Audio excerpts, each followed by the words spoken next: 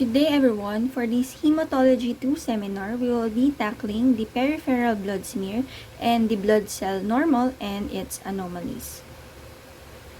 For our objectives, we should be able to recall the significance of the peripheral blood smear in determining blood cells, discuss and explain various blood cell abnormalities that are used in identifying blood cell disorders, and to associate different blood cell abnormalities with their corresponding diseases. So without further ado, we'll start now with your peripheral blood smear. The peripheral blood smear, or simply PBS, is a manual and convenient procedure used to examine the blood cells of a patient. Now, the wedge film preparation is the most commonly used technique in making peripheral blood films. This technique requires at least 2 clean glass slides. One slide serves as your blood film and the other as your pusher or spreader slide. A drop of EDTA-treated blood about 3 mm in diameter is placed at one end of the slide. Alternatively, a similar sized drop of blood directly from a finger or heel puncture is also acceptable. Note that the size of the drop of blood is important. A drop that is too large creates a long or thick film, and a too small drop often makes a short or thin film. In preparing the film, the medtech should hold the pusher slide securely in front of the drop of blood at a 30 to 45 degree angle to the film slide. For higher than normal hematocrit, the angle between the slides must be lowered so that the film is not too short and thick. For extremely low levels of hematocrit, the angle must be raised. A well-made peripheral blood film has the following characteristics. 1. About 2/3 to 3/4 of the length of the slide should be covered by the film. 2. Slightly rounded at the feather edge or thin portion and should not be really bullet-shaped. 3. Lateral edges of the film should be visible. 4. It should have smooth without irregularities, holes, or streaks. 5. When the slide is held up to the light, the feather edge of the film should have a rainbow appearance. So kapag tinutok siya sa ilaw, kailangan parang nagre-rainbow yung reflection ng inyong smear. And lastly, number 6, the whole drop that was placed at the side of your slide should be picked up properly and spread evenly. The purpose of staining blood films is to identify cells and recognize morphology easily through the microscope. Your right or right Giemsa stains are the most commonly used for PBS and bone marrow films. These stains contain both eosin and methylene blue, thus termed as polychrome stains. The colors vary slightly from laboratory to laboratory depending on the method of staining. Slides must be allowed to dry thoroughly before staining. The cells are fixed to the glass slide by the methanol in the stain. Staining reactions are pH dependent, and the actual staining of the cellular components occurs when a buffer, pH 6.4, is added to the stain. Free methylene blue is basic, thus it stains its opposite components, which are the acidic cellular components such as your RNA, into color blue. Free eosin is acidic, thus stains its opposite component, which are the basic cellular components such as your hemoglobin, into color red. An optimally stained film has the following characteristics. The RBCs should be pink to salmon, the nuclei are dark blue to purple, and the cytoplasmic granules of the following should be: your neutrophils are lavender to light black, your basophils are dark blue to black, and eosinophilic granules should be red to orange. And lastly, the area between the cells should be colorless, clean, and free of precipitated stain. Best staining results are obtained from freshly made slides that have been prepared within 2 to 3 hours of blood collection. Basically, in APBS, we would be able to see the normal and abnormal cells of a patient. The RBC, WBC differential, platelet morphology evaluation, and platelet estimates are performed under the oil immersion objective or OIO. The RBC and WBC inclusions can also be observed in this magnification. Evaluation of morphology is an important aspect of the film evaluation and is used in conjunction with the indices to describe cells as normal or abnormal in size, shape, and color. So in this discussion, since Hema 2 tayo, so I'll be focusing now on the anomalies rather than the normal cells. Okay, so let's start off with the platelet anomalies and disorders. Your platelet disorders is divided into two anomalies. You have your vascular abnormalities and your platelet anomalies. Under your vascular abnormalities are the following, while under your platelet anomalies are these of the following. Now, these vascular and platelet anomalies can be observed in the different platelet disorders, such as your hemorrhagic platelet disorders, your qualitative platelet disorders, and your quantitative platelet disorders. We would be briefly discussing these one by one. Let's start off with your vascular abnormalities, starting off with your petechia. Your petechia are pinpoint hemorrhages which represent blood that has leaked out from intact capillaries. This is due to an increased vascular permeability or failure of platelet function. So, among the vascular abnormalities, si petechia yung pinaka-maliit. We also have your purpura, which describes the appearance of confluent patches of petechia. This is due to bleeding in the lower surface or bottom of the skin. And we also have your ecchymosis, which is commonly known as bruises or sa Tagalog, yung mga pasa. And this represents a larger amount of extravasated blood under the skin. When we say extravasated blood, ito yung mga lumabas na dugo sa balat na natin. Okay, doon na siya sa surface ng ating balat. Kaya nagkakaroon ng pasa or bruises. We also have your hematoma, which are large ecchymosis because it already involves subcutaneous tissue or muscle producing localized swelling and deformity. So, kung sa ecchymosis, yung blood lang yung nag-seep out dun sa surface ng skin nyo. Sa hematoma, affected na yung tissue and also the muscle na malapit dun sa affected area. And we also have your hemarthrosis, which describes a hemorrhage into a joint. Now, the following are the platelet disorders that are related to vascular abnormalities. We have your ITP, which is a immunologically mediated platelet disorder, specifically by IgG, where it usually occurs after a viral infection. Examples of viral infection are your measles, rubella, and chickenpox. We also have your hemorrhagic telangiectasia, which is also known as your Osler-Weber-Rondeau syndrome, which is a hereditary vascular disorder. There is the presence of your telangiectasia or your visceral lesions.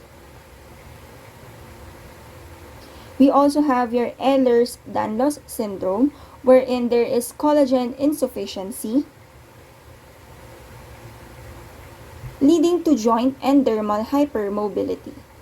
We also have your Henoch-Schönlein purpura, which is also known as your allergic purpura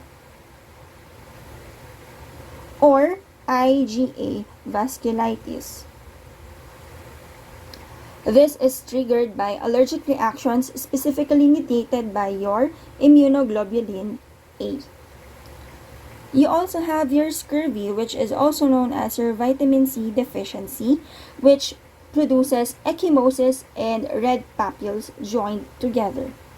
And lastly, we have your Kasabach-Merritt syndrome, which is also known as your congenital hemangiomata, wherein there's the presence of your visceral tumors. specifically your caposiform hemangioendothelioma and your tufted angioma. So, do not forget, kapag sinabi nating hemorrhagic telangiectasia, visceral lesions, and kapag sinabi nating Kasabach-Merritt syndrome, ang associated ay visceral tumors. Under your platelet anomalies, we have the first one, which is your platelet clumping. The platelet clumping may be due to the following. First is due to slow venipuncture or a true and true venipuncture. So, meaning to say, yung sa vein nyo, lumagpas yung pagkatusok nyo, tas lumabas yung mga dugo. That triggers the clumping of your platelets, which may be present in your PBS. It may also be due to a EDTA-induced treatment in your blood and also may be due to a aged blood sample. So, meaning, more than 24 hours nang nakolekt or nakastand yung blood nyo. And then, upon checking under the PBS, there might be a presence of your platelet clumping. You also have your platelet satellitosis. This is the phenomenon of the adherence of platelets to your WBC. Examples are this one. This may be an in vitro phenomenon of no clinical significance unless it may be associated with the disorder of the patient. Next, we have your platelet thread, which are activated platelets that look like a spider-like or thread-like projections present in your blood smear. And lastly, we also have your giant platelets. Your giant platelets may indicate a premature release from the bone marrow due to increased demand. And these platelets are usually bigger than your normal RBCs.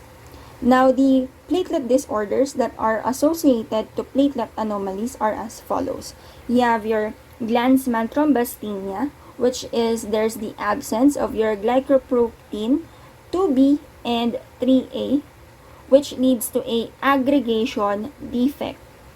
We also have your Bernard-Solier syndrome or your BSS, wherein there's the absence of your glycoprotein 1B, which is the receptor of your von Willebrand factor. And this leads to a adhesion defect. We also have your pseudothrombocytopenia, which is there is a decreased number of platelet due to the presence of your giant platelets being counted as a RBC or WBC cell. And we have your giant platelet syndrome.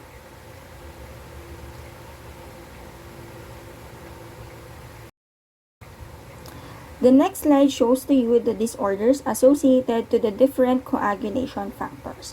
So, starting from factor 1 until factor 13, nakalist lahat ng names nila, their synonyms, and their active forms. And also kung saan pathway sila nag-participate. The C stands for common, the E for extrinsic, and then I for intrinsic. And then on the last column, you would be able to see the associated disorders per factors. Although may ibang factors na wala namang associated na disorders. Kindly please remember this kasi minsan lumalabas sila sa board exams din.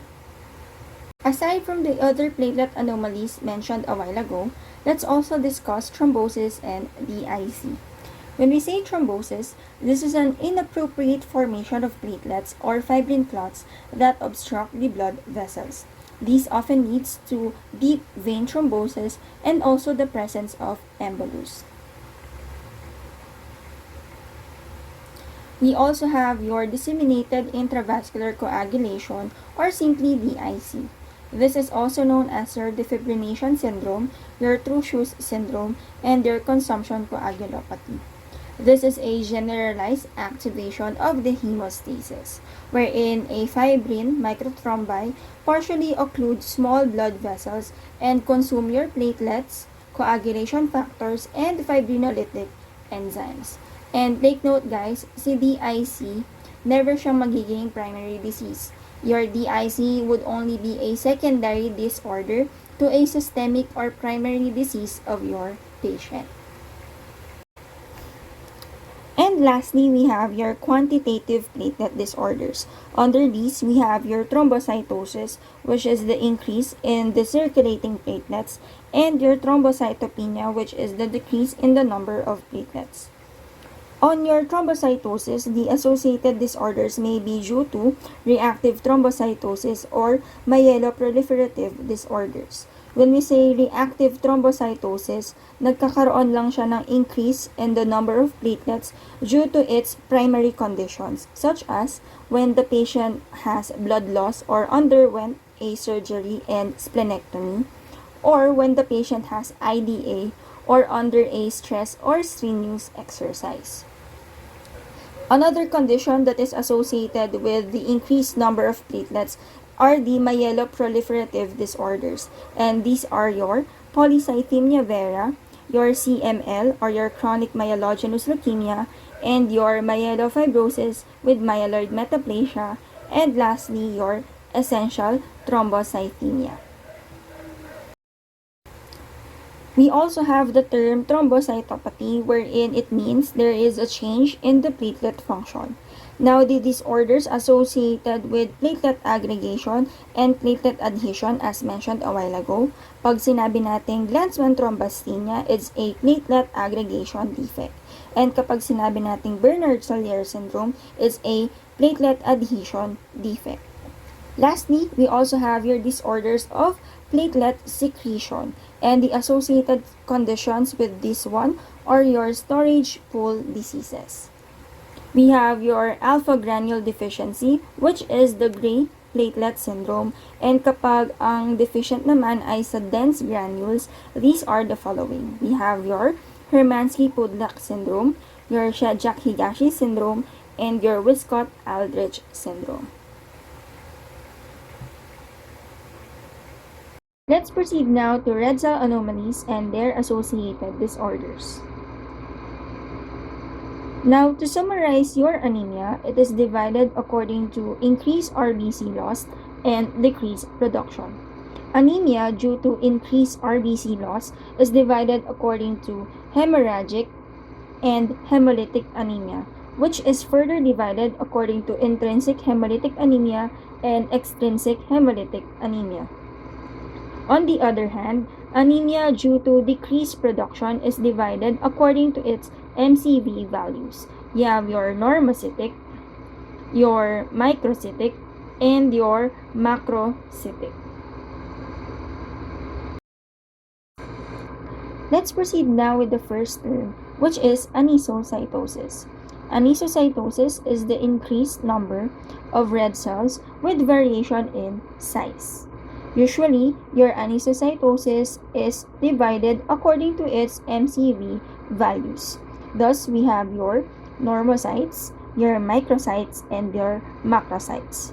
Normocytes is usually known also as discocyte.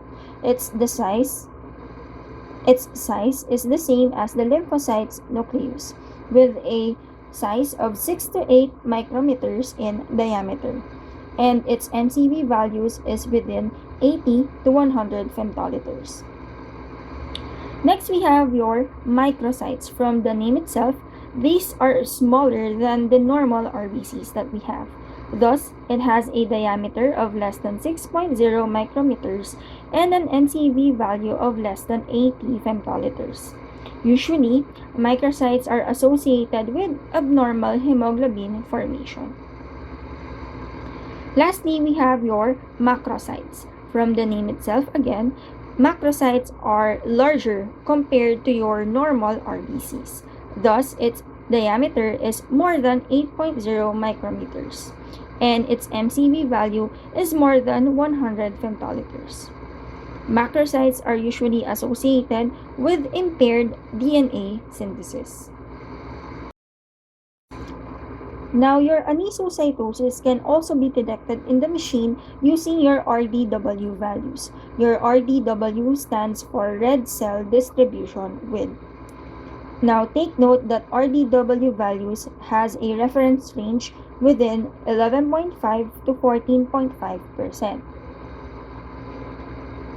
Now, take note when your RDW has a normal value, but the patient has decreased MCV, the patient may have ACD, or anemia of chronic disease. Now, when the patient has a normal RDW and also normal MCV, the patient may have G6PD deficiency. Or when the patient has normal RDW but with increased MCV, the patient may have liver disease. Now, on the other hand, if the patient has increased RDW with decreased MCV, the patient may have IDA. When RDW is increased but with normal MCV, it may be associated with sickle cell anemia. And lastly, if the RDW of the patient is increased and also with increased MCV value, the patient may be associated to have megaloblastic anemia. Normally, RBCs have a central area of pallor approximately 1/3 of its diameter. Now, once your red cells have a variation in its normal coloration, the term that we use is called your anisochromia. Again, anisochromia is the term used for variation in the normal coloration. This is the occurrence of your hypochromic and normochromic cells in the same blood smear and usually associated with the following conditions. You have your sideroblastic anemia, hypochromic anemia after transfusion with normal cells, and weeks after a patient with IDE undergoes iron therapy. Now, we call the cells as hypochromic when the central pallor usually takes up more than 1/3 of its diameter, and it's usually microcytic at the same time. We have a special RBC cell called as anulocyte, which is also known as your pessary cell or ghost cell. Your anulocytes are special RBCs with a thin rim of hemoglobin, thus associated with low MCH value, and a large clear center associated with severe anemia caused by impaired hemoglobin synthesis in iron deficiency. So, usually, ganito yung itsura niya. Or, mas manipis pa dito. Usually, ganyan na lang siya talaga. For the grading of hypochromia, kindly please remember 1+, 2+, 3+, and 4+. Para matandaan nyo yung grading ng hypochromia, tatandaan nyo, ganito nyo siya i-drawing. 1, 2, 3, 4. When we say 1+, it covers 1/2 of the diameter of the cell. 2+ kapag 2/3 na yung cover niya, and then 3+ kapag 3/4 na yung cover ng cell. And then 4+ kapag thin rim na yung hemoglobin na present sa red cell niya. Okay? We can also term a cell as hyperchromic when it lacks a central pallor even though they lie in the desirable area of your blood smear. This may be caused by a shape change. Now, your hyperchromic cells may be a true hyperchromia if also your MCHC is high. So remember, you can only associate hyperchromia with a disorder if your MCHC is also high. And the only disease in which your MCHC is high above the reference range is your HS or your hereditary spherocytosis.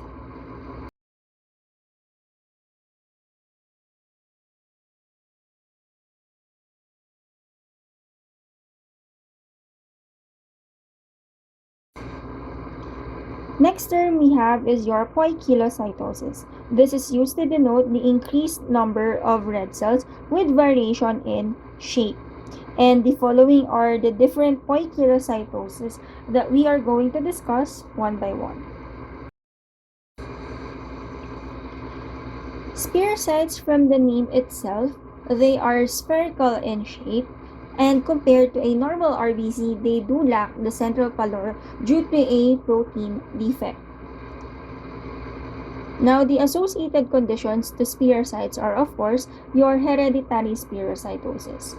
It may also be seen with patients suffering from severe burns. Usually, micro spherocytes yung nakikita nyo dito. Aside from that, it can also be seen with conditions of transfused cells. And lastly, your ABO, hereditary disease of the newborn. Your HDN is a red cell disorder where the maternal natural occurring IgG antibodies pass through the placenta to the fetal circulation, where they can cause hemolysis of the fetal red blood cells, which leads to fetal anemia. Usually, your mother is blood type O, and then the baby would either be blood type A or B. Tapos, di ba, si mother's antibodies, which are anti-A and anti-B, i-attack niya to si baby, causing now the hemolysis. Stomatocytes is also known as your mouth cell. These are elongated RBCs with a slit-like pallor and usually considered as an artifact unless it would be related to the diagnosis of the patient. So, ikaw, as a medtech, you have to check the patient's diagnosis first before considering this as an RBC anomaly. Your stomatocytes are associated with the following conditions. First, your hereditary stomatocytosis, electrolyte imbalance or dehydration, your Rh-Null syndrome or phenotype, alcoholism, and severe liver diseases.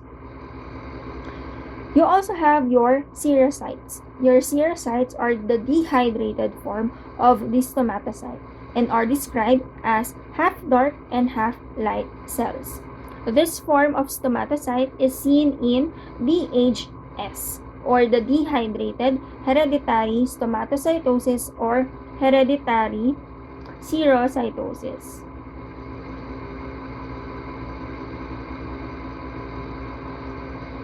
Your hereditary serocytosis is the most common form of stomatocytosis.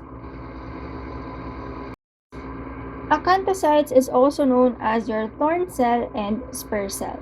They are so called as such because of their irregular spicules and their shape. So remember, irregular acantho, irregular acantho. The associated conditions are your abetalipoproteinemia, which is also known as your hereditary acanthocytosis.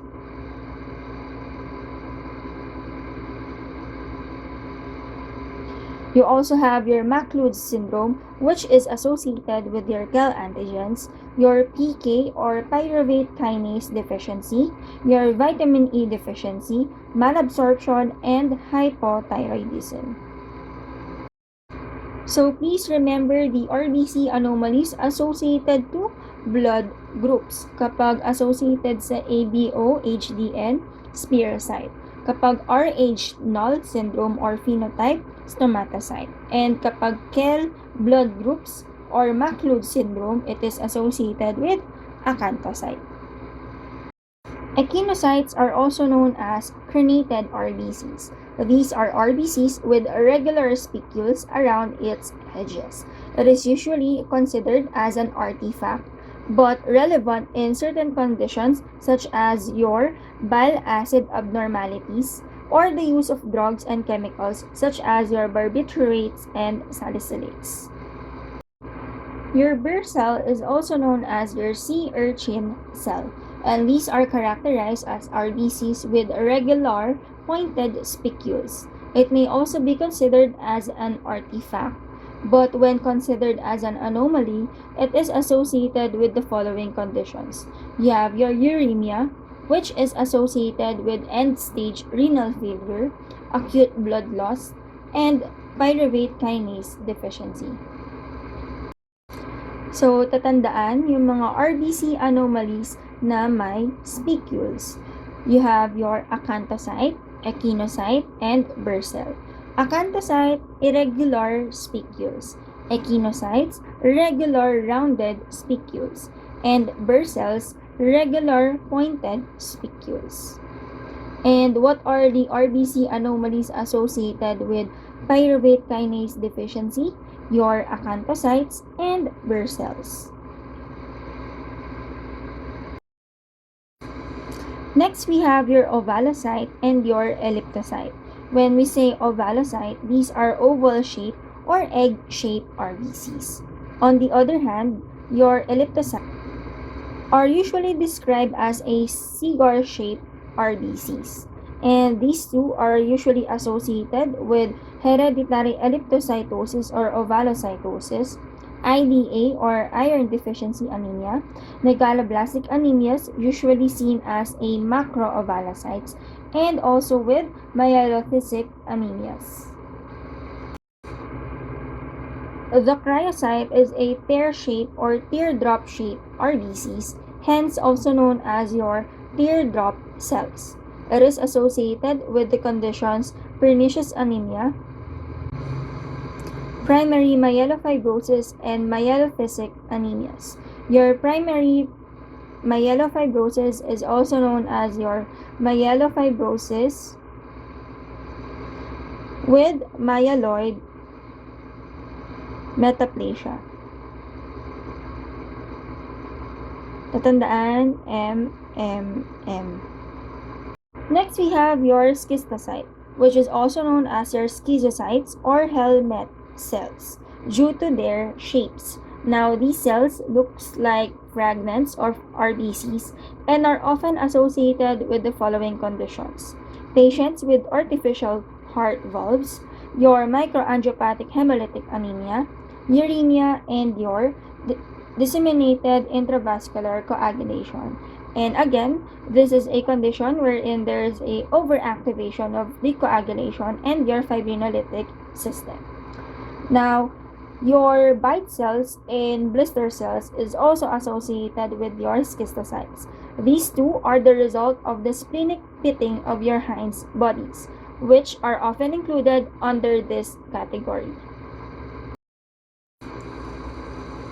As mentioned previously, your bite cell may be classified under the schistocyte category, but can be described separately. So your bite cell is also known as your drepanocyte, keratocyte, or degmacyte. They demonstrate a semicircular defect in their edge, which resembles a bite mark. The associated condition with bite cell is, of course, your G6PD deficiency. So, tatandaan, the RBC anomalies associated with uremia are your Bursell and your schistocytes. Next, we have your drepanocyte, which is more commonly known as your sickle cell and menisocyte. It has two forms. You have your irreversible sickle cell and your oat-shaped cell. Pag sinabi nating irreversible sickle cell, when reoxygenated, they stay as a crescent-shaped RBC with long projections. Okay? So, kahit nabigyan na siya ng oxygen, ganito pa din yung itsura niya. Pero kapag sinabi nating oat-shaped cell, once reoxygenated, they return to their biconcave shape. Hindi talaga yung normal na shape ng RBC, pero usually nagiging mukha na siyang oats. Ganito siya, yan. Mga ganyan. Kaya eto. No? So, there will be less pronounced projections. Now, the associated conditions under this anomaly are your, of course, sickle cell anemia, your homozygous hemoglobin S disease, and your hemoglobin SC disease. Now, among the RBC anomalies, your leptocyte has the anomaly with many other names. You have your target cell, your codocyte, your platycyte, your Mexican hat cell, Greek helmet cell, and bullseye cell. All of which because sa kanyang itsura. Okay? Mukha daw siyang target, tsaka bullseye cell. Tapos, mukha siyang plato daw. Ayan, kaya siya platycyte. And then, mukha din daw siyang Mexican hat cell kapag tinignan mo on top yung hat. Ayan. And then, for the Greek helmet cell, I really don't know why. Pero baka na-imagine nila to. Baka din pag tinignan on top yung helmet na to, mukha siyang target cell. Okay? Ayan. Now, your leptocyte or RBCs, which shows a centrally stained area with a thin rim or outer rim of hemoglobin.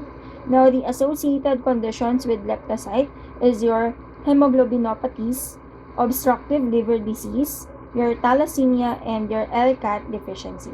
Your LCAT stands for lecithin cholesterol acyltransferase, whereas your thalassemia is also known as your hereditary leptocytosis.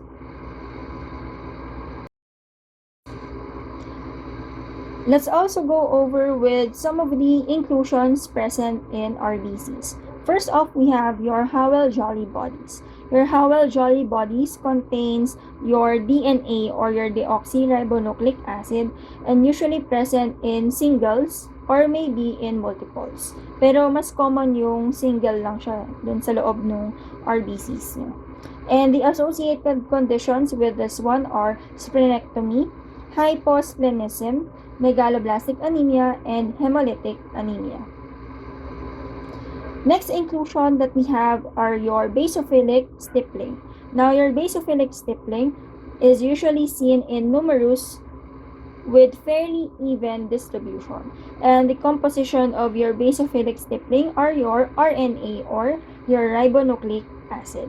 And the associated conditions with basophilic stippling are usually lead intoxication, thalassemia, and abnormal heme synthesis. Next inclusion that we have are your Pappenheimer bodies. These are siderotic granules, often seen as a color light blue with fine, irregular granules in clusters. Usually, they may be seen as multiples clustered in one place, often at the periphery of the cell or dun sa mga edges. Okay, and the composition of this inclusion is iron.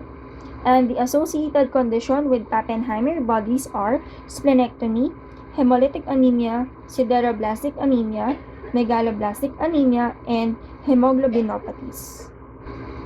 So, tatandaan, kapag ang inclusion ay Howell-Jolly bodies, it contains DNA. Kapag naman basophilic stippling, it contains your RNA. And kapag naman Pappenheimer bodies, it contains your iron.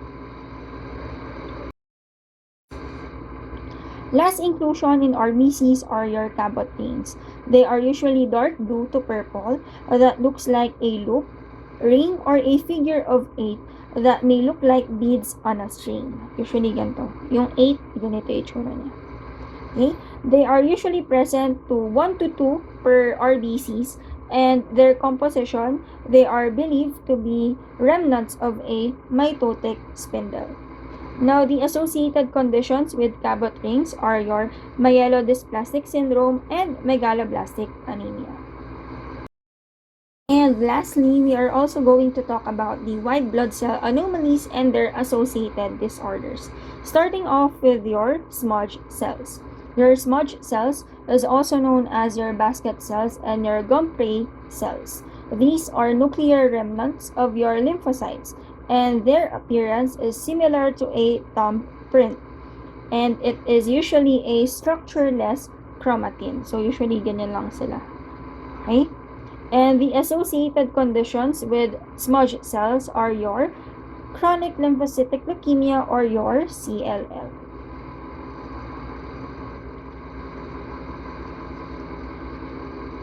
Next, we have your hand mirror lymphocytes.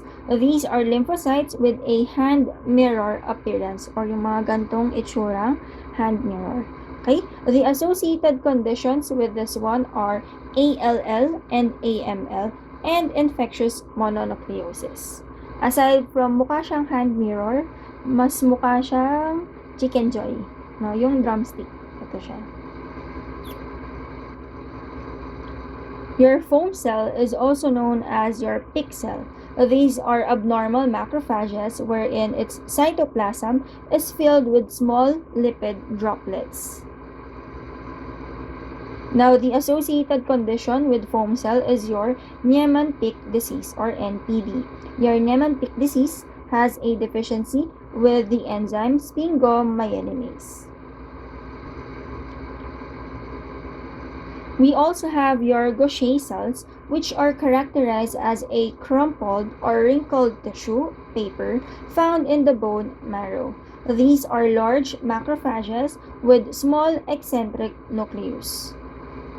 Its cytoplasm is distended by the glucocerebrosidase.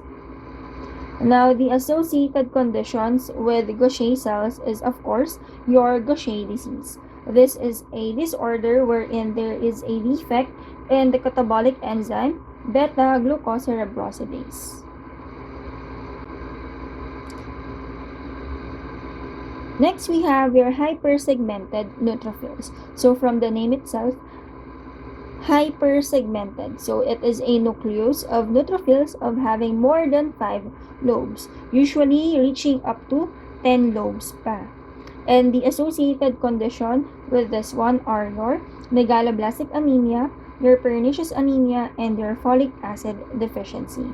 All these three is under the macrocytic anemia.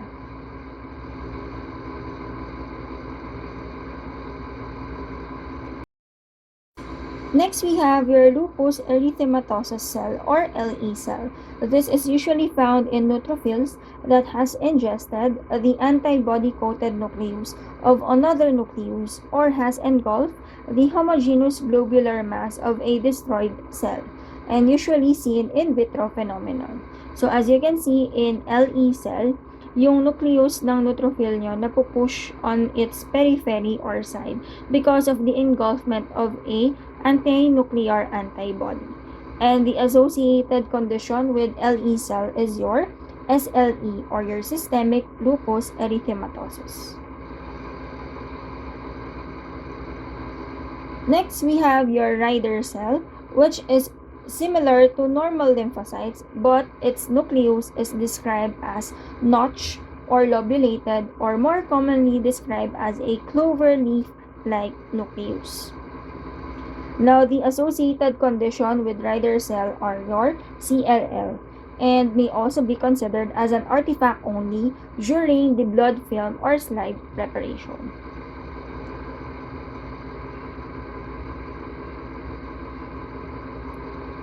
Next, we have your flame cell, which is also known as your thesaurocytes. These are abnormal plasma cells with intensely eosinophilic or flaming cytoplasm.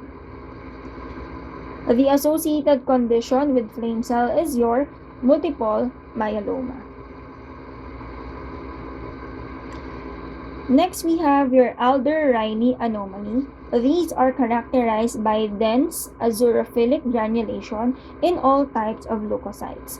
The granulation results from an abnormal deposition and storage of your mucopolysaccharide doses. Now, the associated conditions are, of course, the storage disorders of mucopolysaccharides, specifically your Hunter syndrome, Hurler syndrome, and your Sanfilippo syndrome. Next, we have your hairy cells. These are small lymphocytes with little cytoplasmic projections, and usually, hairy cells are TRAP positive. TRAP stands for tartrate-resistant acid phosphatase. Now, the associated condition with hairy cell is, of course, your HCL or your hairy cell leukemia. Your Reed-Sternberg cells or RS cells have a description as an owl eye appearance. These are large lymphoid cells which demonstrates 2 nuclei and an abundant cytoplasm. So, 2 nuclei tapos abundant na cytoplasm. And the associated condition with RS cells is your Hodgkin disease. Take note that your Reed-Sternberg cells is the definitive histologic characteristic of your Hodgkin's disease. Your hour rods or bodies are linear projections of primary granules. When your hour rods are bundled all together, these are termed as your Fagot cells. The associated conditions with hour rods or bodies are, of course, your AML and your myelodysplastic syndrome. Take note that your hour rods or bodies is the hallmark of your acute myeloid leukemia, but are occasionally seen in myelodysplastic syndrome, specifically your refractory anemia with excess blast type 2 or your CMML cases. Your CMML stands for chronic myelomonocytic leukemia. Next, we have your Dole bodies. Your Dole bodies are round or oval blue staining cytoplasmic inclusions found in your neutrophils. These are arranged in parallel rows and consisting of ribosomal RNA. So rRNA. Now, the associated conditions with this anomaly are severe burns and infections. And take note also that Dole bodies are seen in conjunction also with toxic granulations. And with that ends our discussion for Hematology 2 seminar, specifically peripheral blood smear, the normal and abnormal blood cells. Thank you for listening.